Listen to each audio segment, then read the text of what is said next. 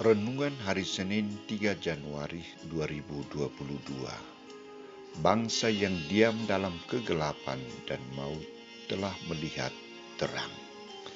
Bacaan pertama diambil dari surat pertama Rasul Yohanes bab 3 ayat 22 sampai bab 4 ayat 6. Dan bacaan Injil dari Injil Matius bab 4 ayat 12 sampai 17, ayat 23 sampai 25. Saudara-saudariku terkasih, janji Allah untuk menyelamatkan umat manusia dari berbagai penderitaan dan beban hidup sungguh diwujudkan dalam diri Yesus Sang Immanuel.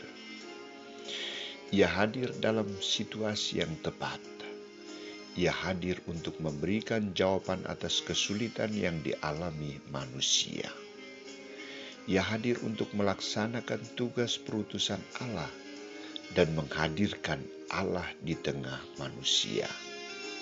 Kisah Injil hari ini, Santo Matius menampilkan kehadiran Yesus di pesisir Galilea.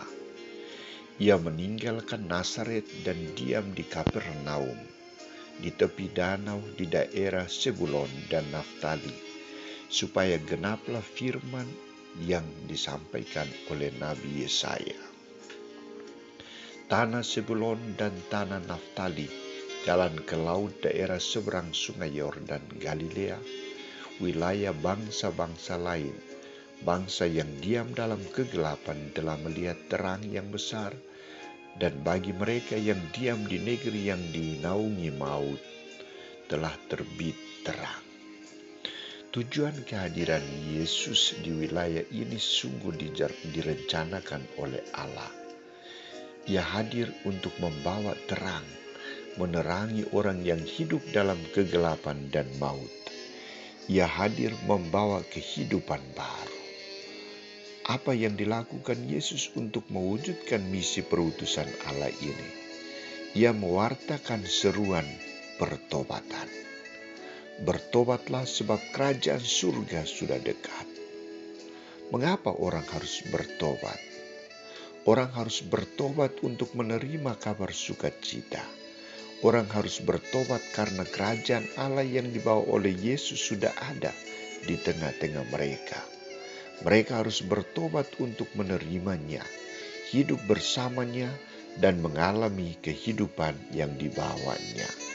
Maka tindakan yang dilakukan oleh Yesus adalah ia berkeliling dari satu tempat ke tempat yang lain untuk mengajar dalam rumah-rumah ibadat. Ia mewartakan Injil Kerajaan Allah.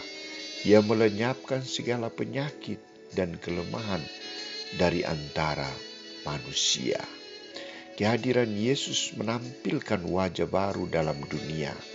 Dunia yang dikuasai oleh kegelapan dan kuasa iblis diganti dengan suasana damai, terang dan sukacita. Semua orang yang menderita dan sakit disembuhkannya. Ia menunjukkan suasana kepedulian Allah terhadap penderitaan manusia. Ia menunjukkan Allah menyertai manusia. Maka sikap manusia adalah datang berbondong-bondong untuk mengikuti Dia. Saudara-saudariku terkasih, suasana tantangan yang kita alami karena situasi ancaman pandemi COVID-19 hendaknya tidak menjadikan kita takut datang ke gereja untuk beribadat, merayakan Ekaristi, dan mendengarkan sabda Allah. Kita harus yakin akan penyelenggaraan Allah. Kita harus yakin bahwa Allah melalui Immanuel telah hadir di tengah-tengah kita.